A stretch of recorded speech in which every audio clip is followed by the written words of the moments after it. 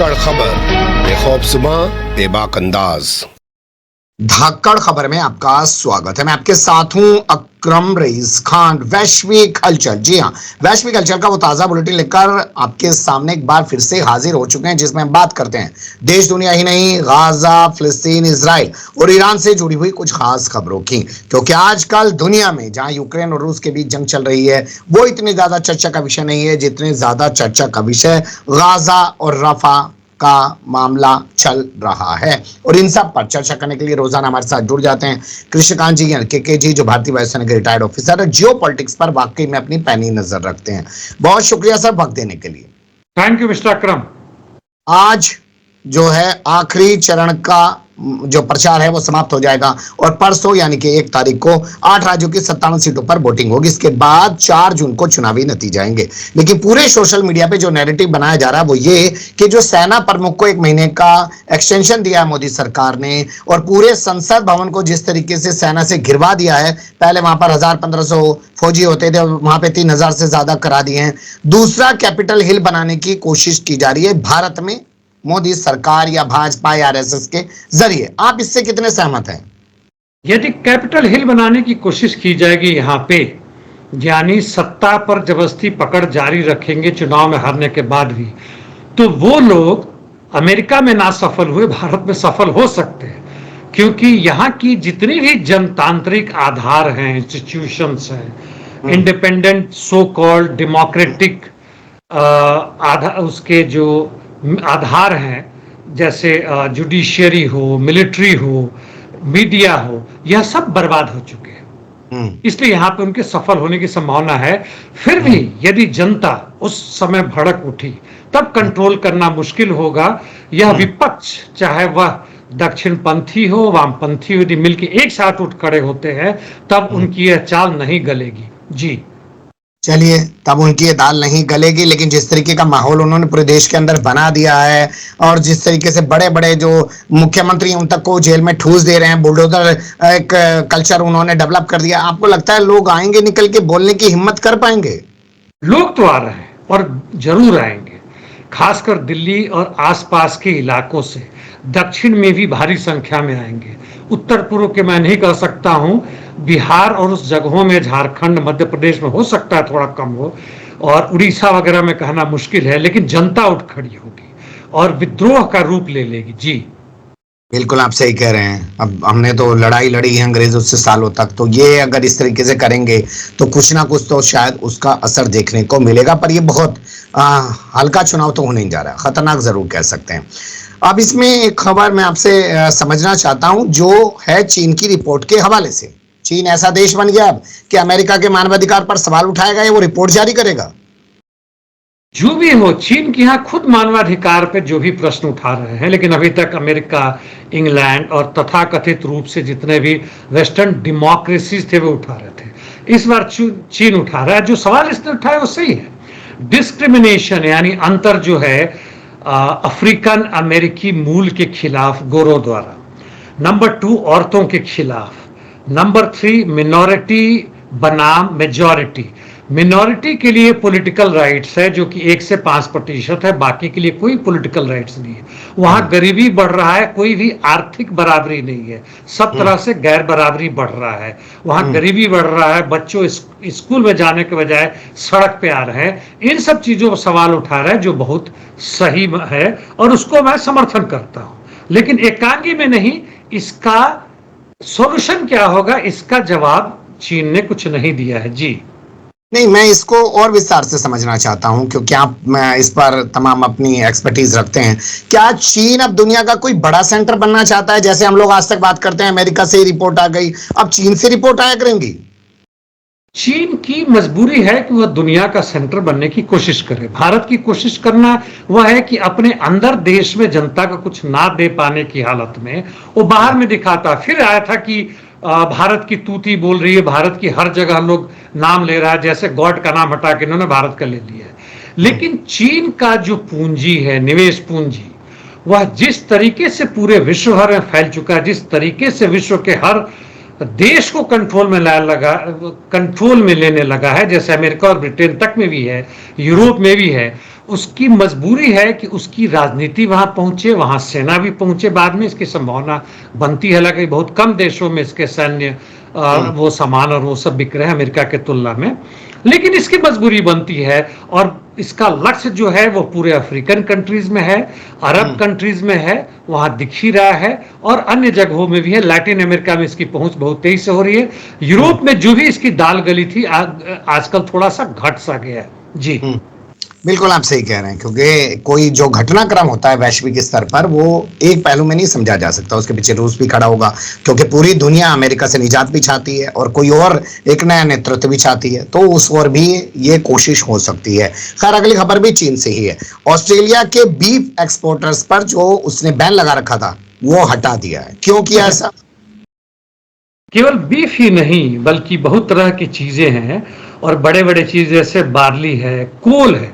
कोल का सबसे बड़ा इंपोर्टर पूरे विश्व भर में चीन ही है। ऑस्ट्रेलिया से मैक्सिमम लेता था, फिर लेना उसने शुरू किया, इंडिया से भी लेता है, जिसके कारण विश्व में जितने भी यूनाइटेड नेशंस की मीटिंग हर साल होती रहती है, जिसके चर्चा कर चुके हैं वातावरण पे, इसीलिए ठंडे बस्ते में जा रहा है कि हम लोग कोल का इस्तेमाल बंद नहीं कर रहे हैं। और कोल, बीफ, वाइन भी है, जिसमें लॉबस्टर, बड़े बड़े जो झींगा मछली होते हैं, रॉक लॉबस्टर कहते हैं, वहां का बड़ा ही फेमस है, टेस्टी होता होगा, मुझे खाने का मौका नहीं मिला आज तक। मतलब वहां का लॉबस्टर, अपने इंडिया का तो खाया हुआ है। इस सब में छूट दी है, क्योंकि 2020 में इन्होंने, जब उस समय के प्रधानमंत्री स्कॉट मॉरिस होते थे, और उन्होंने यह सवाल उठाया था जब पूरे विश्व भर में महामारी चल रहा था कोविड-19 का, उन्होंने सवाल उठाया था कि हमें चीन के खिलाफ पूरे विश्व भर के तरफ से खोज करनी चाहिए कि क्यों ऐसा उसने किया, जिसके कारण चीन ने उस पर काफी नाराजगी की थी और ये सब बैन कर दिए थे। लेकिन जो नया भी प्रधानमंत्री बने हैं अल्बानी, धीमे धीमे करके अपने देश का तथा कथित रूप से आर्थिक उन्नति के लिए, अपने व्यापारियों के लिए उन्होंने चीन से फिर समझौता किए। चीन को सब चाहिए, चीन को जहां भी मौका मिलता वो चूकता नहीं है, और इसलिए उन्होंने, चीन ने ऐसा किया है। दोनों एक दूसरे के पीठ खुजला रहे हैं और पूंजी का विस्तार हो रहा है। जी, समुद्री टेंशन को देखते हुए अभी तक लगता था कि ऑस्ट्रेलिया और चीन में पट नहीं पा रही है, लेकिन अब ये तमाम चीजें जो हो रही हैं, तो क्या अमेरिका के जितने लगे सगे हैं या जिनके ऊपर अमेरिका एक तरीके से पकड़ बना के रखता है, चाइना उनको सबको अपने साथ ला रहा है? चाइना साथ लाए ना लाए, लेकिन दूसरा उदाहरण है भारत चीन का आर्थिक संबंध, ट्रेड।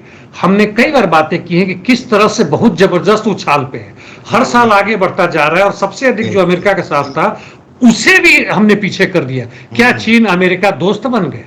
तो पॉलिटिक्स अपनी जगह पे है, लेकिन इसके अंदर जो अंडर करंट है इकोनॉमी का, व्यापार का, आप क्या उसे कहते हैं, तो धंधा, वो तो धंधा है वह अपना चल रहा है। हाँ, धंधे के आधार पर।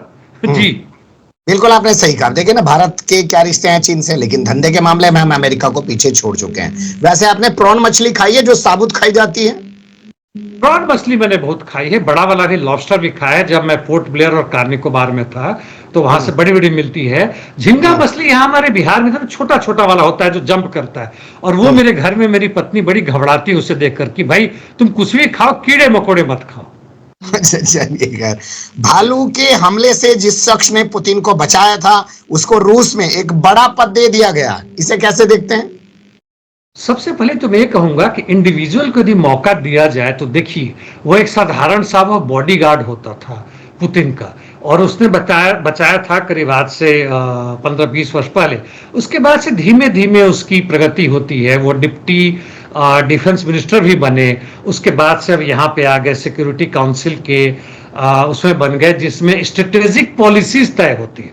यानी अब दिमाग वहां तक उनका पहुंच गया है कि पूरे रूस के लिए वह अंदर में क्या आ रहा होता है, ये है विश्व के साथ भी किस तरह के संबंध रखें, क्या करें। इस आने वाले युद्ध में उस तरह की काफी मतलब उसकी जरूरत है कि रूस अभी क्या करे, केवल यूक्रेन से लड़े या नेटो से लड़े या आणविक बम का सही रूप में इस्तेमाल भी करना शुरू करे, वगैरह वगैरह। तो यह उनका, और जहां से पुतिन यदि खुश है, उनके हाथ में यदि है, उन्होंने उनको बनाया, उनके बल्ले बल्ले दोनों के हैं। और कहते हैं, एक लाइन में बता दूं कि दोनों आइस हॉकी यानी बर्फ के ऊपर जो हॉकी खेलते, छोटा वाला पोस्ट बना के, दोनों एक साथ भी खेलते हुए पाए जाते हैं, यानी घनिष्ठ मित्र हैं। जी चलिए बात करते हैं उत्तरी कोरिया की, क्योंकि आज दुनिया में सबसे ज्यादा चर्चा का विषय वही बना हुआ है। जय जंग तो चल रही है, गाजा में भी जंग तो चल रही है, यूक्रेन रूस के बीच भी, लेकिन इसने बैलिस्टिक मिसाइल दाग दिए हैं जापान के क्षेत्र में। साउथ कोरिया भी टेंशन में आ गया है।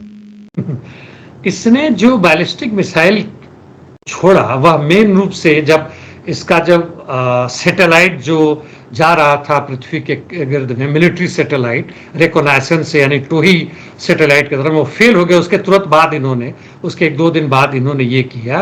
साउथ सी कहते हैं या जापानीज सी कहते हैं, उसमें मतलब जापान या साउथ कोरिया के ऊपर नहीं गया है, और इसलिए दोनों ही देश इसमें काफी हंगामा मचा रहे हैं। और यह उनका मौका भी है हंगामा मचाने के, इसलिए कि चीन के राष्ट्रपति के साथ तीनों का मतलब बातचीत चल रहा है, वो बड़ा महत्वपूर्ण है। और इसलिए दिखाना चाहते हैं कि उत्तर कोरिया किस तरह इस एरिया को वह बिल्कुल एक वायलेंट रूप में बदलना चाह रहा है, जो कि चीन के कैपिटल के लिए भी सही चीज नहीं है। जी चलिए बात करेंगे आगे उत्तर कोरिया की ही, क्योंकि उसने कुछ गुब्बारे जिनमें मलमूत्र भरा हुआ है वो छोड़ दिए हैं साउथ कोरिया के ऊपर। ये क्या बदतमीजी है?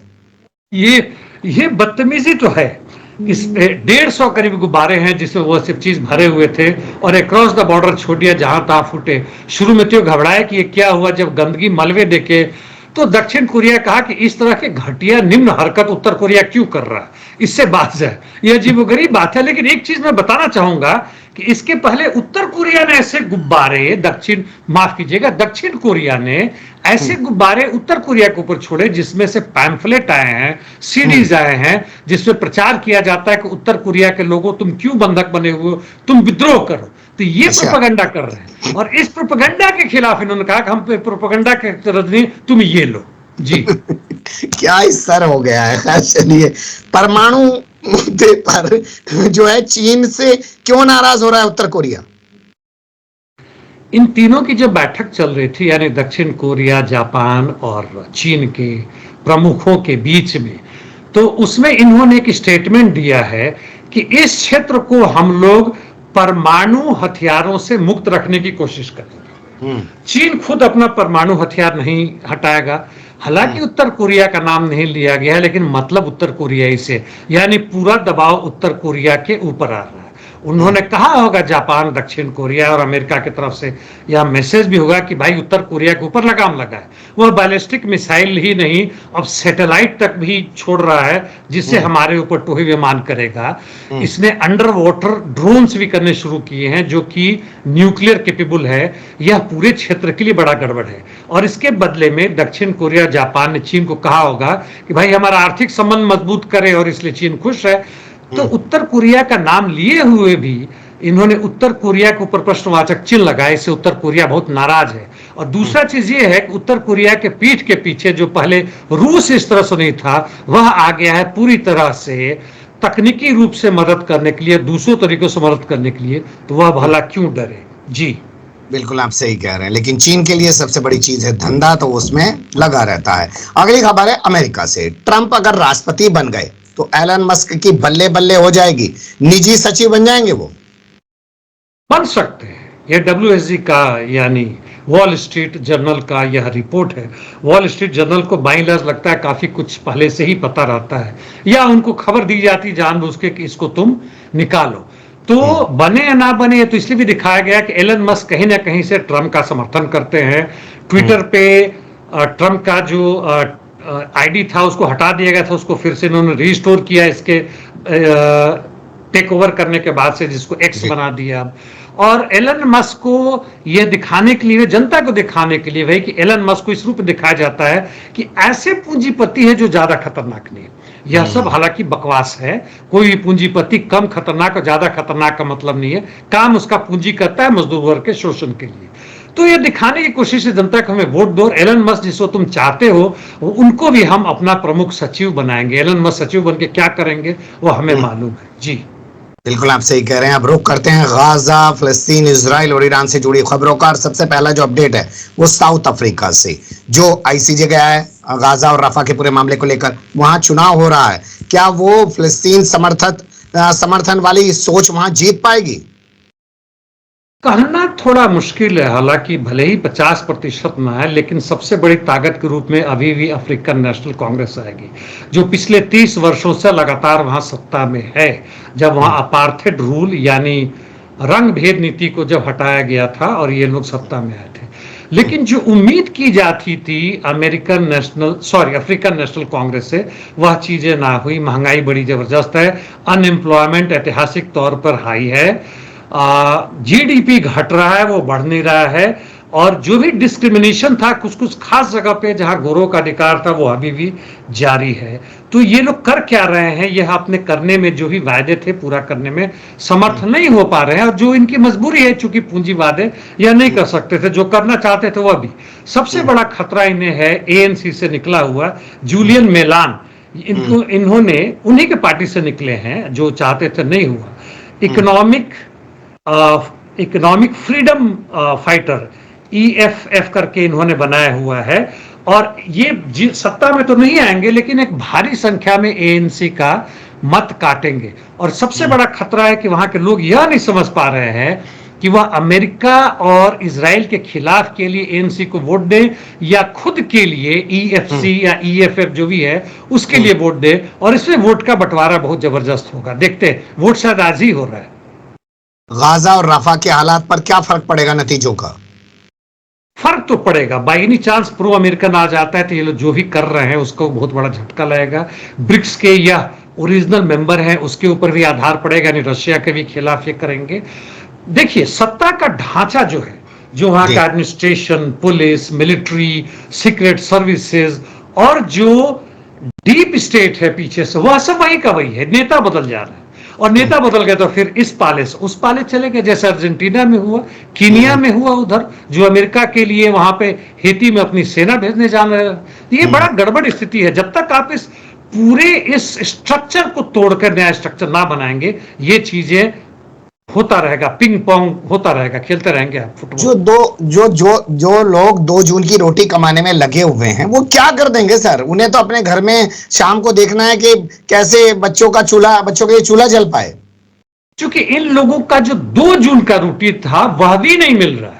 वही स्थिति अमेरिका का हो रहा है, जो चीन ने मानवाधिकार पर प्रश्न उठाया, वही भारत में हो रहा है, जो आप और हम और हमारे साथी देख रहे हैं, वही साउथ अफ्रीका में हो रहा है, पूरे विश्व भर में हो रहा है।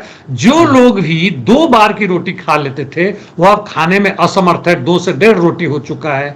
60 सब्जी की जगह पर केवल अब डंठल रह गए हैं। नॉन वेज में जो भी कुछ होता था केवल उसका शोरबा रह गया।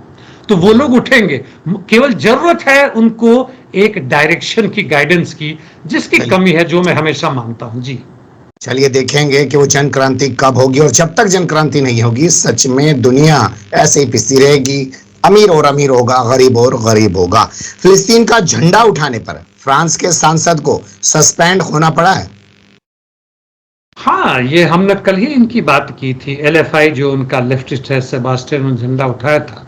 और देखिए किस तरह की बात है। जहां तक उनके राष्ट्रपति की बात है, मैक्रों की, उन्होंने कहा कि हाँ, मैं फिलिस्तीन को स्टेट का दर्जा देने के लिए तैयार हूं, लेकिन उसके साथ कॉमा लगा के कहते हैं सही मौके पर।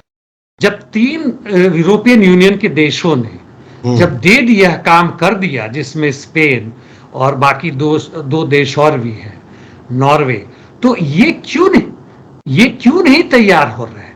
और इसी पर प्रश्न उठा था, इसी पर बहस चल रही थी कि भाई हम क्यों नहीं इनको कर पा रहे, या क्यों नहीं मान्यता दे पा रहे। और जब ये लोग नहीं तैयार होते थे, इन्होंने झंडा दिखाया था। ऐसा कौन सा काम कर दिया था? हालांकि सस्पेंशन केवल शायद हफ्ते भर के लिए है, और 2 महीने के लिए जो भी इनको पे पर्क मिलता था उसका 50% ये लोग काट लेंगे। लेकिन फिर भी इन्होंने दिखाया कि किस तरह से ये लोग प्रो इजरायली, प्रो जियोनिस्ट और प्रो अमेरिकन इंपेरियलिस्ट सत्ता है ये लोग। बिल्कुल आप सही कह रहे हैं कि असल में जो सोच होती है अंदर की, वो उभरकर सामने आई जाती है। वरना अगर पार्लियामेंट में मामला आया था तो आगे बढ़ाया जाना चाहिए था। पुरस्कार ग्रहण समारोह में एक नर्स ने न्यूयॉर्क में गाजा के हक में आवाज क्या उठाई कि उनको नौकरी गंवानी पड़ी। ये पैलेस्टीनियन अमेरिकन मूल की हैं, और इन्हें पुरस्कार इसलिए दिया गया था कि वैसे माताओं की ये देखभाल करती थी जिनके बच्चे मर गए या कुछ हो गए, मतलब काफी अच्छे काम करती थी। और बेसिकली ये प्रजनन प्रक्रिया वगैरह में इनका बहुत बड़ा रोल था और पहले भी इनकी प्रशंसा की गई थी। हालांकि इन्हें कुछ साल पहले भी वार्निंग दिया गया था कि आप अपने काम से काम रखें, आप फिलिस्तीन की बातों को क्यों लाती है। और जब इन्हें पुरस्कार दिया जा रहा था, इनको कुछ बोलने के लिए कहा गया, तो इन्होंने कहा कि सोचिए हमारी वो माताएं जिनके 8 से 9 हजार बच्चे मारे गए गाजा में, फिलिस्तीन लैंड में कहना चाहूंगा, उनके लिए भी मेरा दिल भर जाता, उनके लिए क्यों न करें। और इस पर इनको बुला के कहा गया बाद में कि आपने बड़ी हमारी बेइज्जती कर दी, पूरे सेरेमनी की धज्जी उड़ा दी, आपने उसमें एक खतरनाक बात कह दी वगैरह वगैरह, और कहा कि आपको नौकरी से निकाला जाता है। जी चलिए, अब दो सच बोलने की तो सजा मिलेगी या हक बोलने की तो सजा मिलेगी, और ऐसी सजाओं से क्या फर्क पड़ता है। हक बोलना पड़ेगा, सच बोलना पड़ेगा और उसके साथ खड़ा होना पड़ेगा। अगली खबर है CNN के हवाले से, NYT के हवाले से। इन्होंने राफा में जो जलती हुई तस्वीर आई थी महिलाओं और बच्चों की, वहां जाकर जांच की है और उसके बाद कहा है कि अमेरिका के थे बम। मतलब इनकी बदमाशी देखिए, अमेरिका के तो बम था, वो तो था GUV-39 बॉम्ब, कहते हैं प्रिसीजन बॉम्ब है, और इसकी मारक क्षमता तो बहुत जबरदस्त है ही है, मतलब एरिया भी काफी बड़े में लेता है। और जब ये घटना घटी थी तब अमेरिका के प्रवक्ता ने कहा था कि नहीं, ये छोटा सा था और यह कुछ खास नहीं था, 35-36 kg या पौंड का बॉम्ब था। 36 पौंड है, मतलब इसका मतलब है कि और भी कम हो गया, 12-14 kg का था, और खास रूप से इजराइल ने सही किया था हमास को मारने के लिए। लेकिन जब पूरे दुनिया में हंगामा हुआ और यहां तक कि नेतान्याहू ने भी कहा कि यह बड़ा ही हादसा हो गया, मतलब जानबूझ के नहीं किया, तब जाके इस बॉम्ब का जब पता चला और टेल में साफ रूप से वो जो फंसा हुआ दिख रहा है कि यह वह बॉम्ब है जो कि भारी नुकसान करता है, एक तरह से स्ट्रेटेजिक बॉम्ब है, और उस बॉम्ब का इस्तेमाल किया गया है। मान लेते हैं कि उस बॉम्ब का नहीं भी हो, तो अमेरिका अभी भी क्यों दे रहा है? क्योंकि बाइडेन यह कह रहा है कि वो नहीं मानता है कि वहां जनसंहार है, वह नहीं मानता है कि जियोनिस्ट रिजीम जो है सो कोई गलत काम कर रहा है, वह आत्मरक्षा में यह काम कर रहा है। बिल्कुल, आप कैसे है। दूसरी खबर भी WSG के हवाले से है। उसने जो है एक बात कही है ICJ के जज को लेकर कि वो पूर्वाग्रह से ग्रस्त हैं इजराइल के बारे में। बायस इज आउटरेज्ड, यानी बड़ी जबरदस्त आपका पूर्वाग्रह है, WSJ ने कहा है अपने एडिटोरियल में। तो WSJ हो, CNN हो, जो भी है, ये अपने देश के नेताओं के पक्ष विपक्ष में कुछ भी बोले, लेकिन इजराइल पर इनकी ऐसी एक मत्यता है, एक मत है ये लोग, और चाहे पक्ष हो विपक्ष हो दोनों, यानी बाइडेन हो या ट्रंप हो, वह तो साफ दिखता है। वही इंग्लैंड के पक्ष और विपक्ष दोनों एक साथ जुटे हुए, और बड़ा मुश्किल है यहाँ के जनता के लिए, यहाँ का मीडिया के लिए, एक स्वतंत्र रूप में मीडिया को उभरने के लिए बहुत ही कठिन काम है। जी बिल्कुल, आप सही कह रहे हैं। ICJ पर जहां सवाल उठाए जा रहे हैं, वहीं ICC को धमकाने की बातें सामने आ रही है, और अब खुलासे हो रहे हैं कि 8 साल से लगातार ICC पर दबाव बनाया जा रहा था। और इसी के साथ एक सांसद हैं जो कैरोलिना से हैं अमेरिका के, वो पहुंच के जो है नेतन्याहू को कह रहे हैं कि टेंशन लेने की जरूरत नहीं है, हम तुम्हारे साथ खड़े हैं, ICC वाला तो यहूदी विरोधी है। हाँ, वह तो उन्होंने कहा, यहां तक कि ट्रंप के पार्टी के जो सांसद है उन्होंने कहा कि बैन लगाने का एक प्रस्ताव लाया है ICC के ऊपर, बैन लगाने का। हालांकि अभी बाइडेन की पार्टी कह रही कि उसकी जरूरत नहीं है और उससे कोई फायदा नहीं, दूसरे तरीके से भी किया जा सकता है। जहां तक मोसाद की बात है, इसके पूर्व चीफ ने 9 वर्षों से पूरी कोशिश की। उस समय ICC की जो प्रेसिडेंट थी, महिला थी, उन्होंने आपने कुछ नाम बताया था, बसाउदे करके कुछ है, फताऊ, हाँ, तो जो भी नाम है, उन्होंने बड़ी हिम्मत की और यहां तक कि दिखाने के लिए उन्होंने कोशिश की कि तुम्हारे परिवार को भी खतरा हो सकता है। इनके घर पे इन लोगों ने एक लिफाफा भेजा कुछ $100 के साथ, घूस नहीं, दिखाने का मतलब था कि हमें तुम्हारे घर का भी पता है, पहुंच सकते हैं। जब इन्होंने कंप्लेन की तो आसपास इर्द गिर्द पुलिस बिठाए गए। अभी भी इनकी ये कोशिश जारी है और हर तरीके से ICC को खत्म करने की कोशिश की जा रही है। ICC हो, ICJ हो, और आज पूरे दुनिया के जहां तक ये न्याय व्यवस्था है, न्यायालय है, वहां के जज भले ही बड़े हीरो बने, वहां के आने जाने वाले लोग सर झुका के, आप सर झुका के भी कोर्ट में नहीं जाते, तो वहां का प्यादा बैठा हो तो कहता है कि सर झुका के आओ, जज आते हैं तो खड़े हो जाए। है ना, सर झुकाओ, आदर से बोलो, नहीं तो आपको वो मान हानि की उसमें अंदर डाल देगा। लेकिन उनकी कोई औकात नहीं है इस पूंजीवादी सत्ता के खिलाफ आवाज उठाने की, बोलने की, इनकी हत्या तक भी हो सकती है। जी बिल्कुल आप सही कह रहे हैं, दूसरे का सर झुकवाकर खुद को बड़ा दिखाने की कोशिश कर रहे हैं, लेकिन जहां उन्हें खुद बड़ा होना चाहिए वहां वो कितने झुके हुए हैं या लेटे हुए हैं, इसका लोगों को बखूबी अंदाजा है। बात करते हैं अमेरिका के विदेश विभाग से जुड़े हुए एक अधिकारी की, जिन्होंने इस्तीफा दे दिया है बाइडेन की भूमिका पर सवाल उठाते हुए। यह भी एक महिलाएं बल्कि अच्छा कर रही इस मामले में। और इन्होंने, बिलबर्ट नाम है, ये विदेश विभाग की अधिकारी थी, काम करती थी बेसिकली इमिग्रेशन, फॉरेन पॉलिसीज वगैरह में। और इन्होंने कहा कि बाइडेन की इस बात से नहीं मानती हैं जिसमें कहा था कि इजराइल ने किसी तरह से जो मानवाधिकार के सामान जा रहे थे उसको ऑब्स्ट्रक्ट किया है, कहीं से नहीं किया, जबकि खुलेआम पूरी दुनिया को नजर आ रहा है। और इसके खिलाफ में इन्होंने इस्तीफा दे दिया है, स्वागत योग्य काम है। जी इससे पहले कई अधिकारी और इस्तीफा दे चुके हैं अमेरिका में, और कई अलग अलग महकमों से दे चुके हैं। एक वायुसेना के ऑफिसर ने तो खुद अपने ऊपर तिल डाल लिया था, जिसकी बाद में मौत भी हो गई थी। दुनिया भर के आंदोलन वहां की यूनिवर्सिटीज में हुए हैं। फर्क क्यों नहीं पड़ रहा है बाइडेन को? फर्क इसलिए नहीं हो पा रहा है कि जनता जिस पक्ष और विपक्ष में जुड़ी हुई है।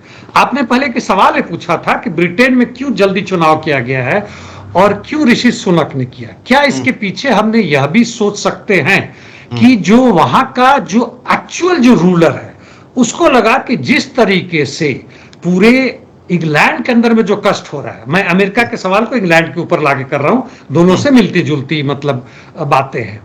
क्या जनता यहां इस तरह से भड़क रही है कि कहीं वो क्रांति की दिशा में ना बढ़ जाए? ना इस पक्ष में है ना उस पक्ष में है। और केवल अंदर की मामला नहीं, बाहर की मामला में देखो तो इजराइल के मामले में 10-10 लाख से अधिक लोगों ने वहां पे हंगामा किया था, रैली की थी।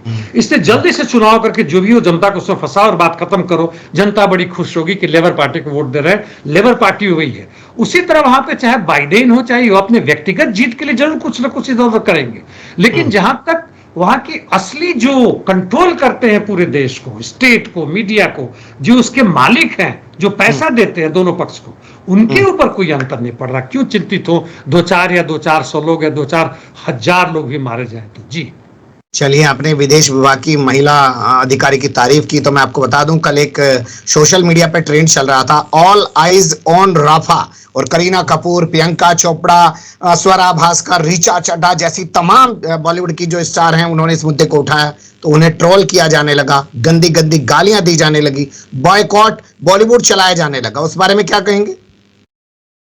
ये तो मतलब दोहरी जो हमारी विदेश नीति या अंदर में भी जो नीति है, खासकर इस आरएसएस और जो भी अभी सत्ता है उसकी, उसको दिखाता है। एक तरफ तुम ऊपर से कहते हो कि हम जो हैं फिलिस्तीन के साथ हैं, तो फिर तो इसे प्रशंसा करनी चाहिए, बढ़ानी चाहिए थी।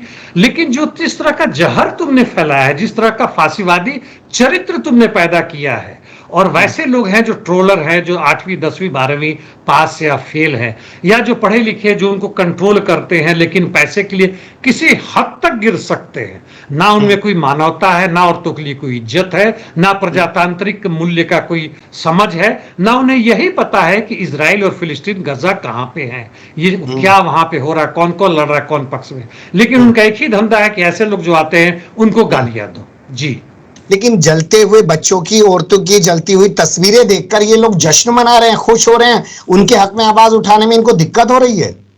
यही कहते हैं फांसीवादी चरित्र, यानी दिमाग में इस तरह का कचरा, इस तरह का वायरस भर दिया गया है, और पैसे के लिए इनको लगता है कि बड़ा हीरो बन रहे हैं, बड़ी अच्छी काम कर रहे हैं, और ये अपनी पैर पे तो कुल्हाड़ी मार ही रहे हैं। पूरे समाज के लिए यह उस तरह के दरिंदे पैदा हम लोगों ने किए, हमारी समाज ने, हमारी सत्ता ने, हमारी पूंजीवादी सत्ता ने जो पैदा किए हैं, जिससे पूरी दुनिया को खतरा पैदा हो रहा है। जी ब्राजील ने भी इजराइल से अपना राजदूत वापस बुला लिया सर। हाँ, ब्राजील जो काम कर रहा है ठीक कर रहा है। मेक्सिको इसमें हिल रहा है, इसकी हमने बातें कर ही ली है। अब देखने की बात यही होती है कि जो हम जितनी भी चर्चा करते हैं, विश्व किस तरह बढ़ रहा है, भारत भी किस तरह बढ़ रहा है, और हम व्यक्तिगत रूप से इसको रोकने में या इसको आगे बढ़ाने में जहां बढ़ रहा है, हमारा क्या रोल है। जी हमारे अरब देशों से बहुत अच्छे संबंध हैं और अब दुनिया में हमारा बहुत अच्छा प्रभाव भी माना जाता है, धंधा पानी भी बढ़िया ठीक ठाक चलता है। लेकिन जो काम चाइना कर रहा है जब से जंग चली है, वैसा हम कुछ भी नहीं कर पा रहे हैं। आज बीजिंग में अब्दुल फताह अल सीसी और बहुत सारे अरब के जो नेता हैं वो शी जिनपिंग से मुलाकात कर रहे हैं। इसे आप कैसे देखते हैं? यह बात तो सही है क्योंकि चीन की पूंजी लगी हुई है नंबर 1। चीन आर्थिक रूप से नंबर 2 है, या कहें तो चीनी जनता जहां तक की बात है उसे खरीदने की शक्ति है, वह अमेरिकन जनता से एक एवरेज लेंथ उससे भी आगे निकल चुका है। यानी चीनी आर्थिक रूप में नंबर 1 हो चुका है। मिलिट्री रूप में अब वह काफी ताकतवर हो चुका है हर जगह में, और वहां पे उसका जो प्रभाव मिडिल ईस्ट में है या विश्व के दूसरे कोने में है, वैसा भारत का नहीं है। चीन एक विकसित पूंजीवादी देश है जबकि भारत एक अर्ध विकसित पूंजीवादी देश है, या जो भी है उसकी स्थिति बहुत खराब है। और यहाँ के जो पढ़े लिखे लोग या जो वैज्ञानिक आधार बनता है उसका भी जो ढांचा था पिछले 10 वर्षों में हमने नेस्तनाबूद कर दिया है। और विदेश नीति को हमने बना दिया है कि भीड़ जमा करे, भाषण दे, और विदेश नीति का मतलब हो गया कि अपने देश के अंदर में हम चुनाव जीते, बस जनता को लूटे, बस इससे देखने हो रहा। इसलिए हमारा असर, हमारा कहने का मतलब केवल हमारी जनता ताली बजा सकती है, बाहर वाले लोग नहीं कर सकते हैं। जी, क्या हम इस फासीवादी सोच के चलते भारत की जो विचारधारा थी, कल आपने सुना होगा प्रधानमंत्री नरेंद्र मोदी को, उन्होंने कहा गांधी को कौन जानता था जी, फिल्म बनने के बाद ही लोगों ने गांधी को पहचाना है जी। तो हम लोग अपने आप को समेट रहे हैं क्या, जबकि हमारा प्रभाव पूरी दुनिया में, गांधी की विचारधारा का असर पूरी दुनिया में था?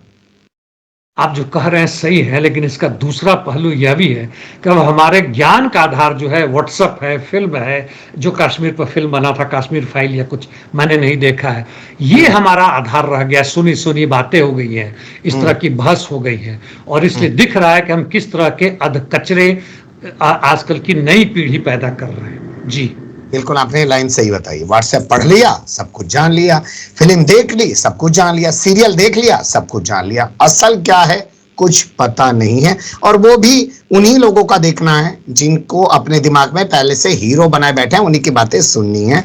अपोजिट जाकर कुछ भी सुनने की क्षमता उन लोगों में नहीं बाकी बची है। बहुत शुक्रिया, आपने बहुत बारीकी से तमाम चीजों पर रोशनी डाली। फिर आपके साथ किसी और मुद्दे पर जुड़ने की कोशिश करेंगे। धन्यवाद। Thank you mister Akram.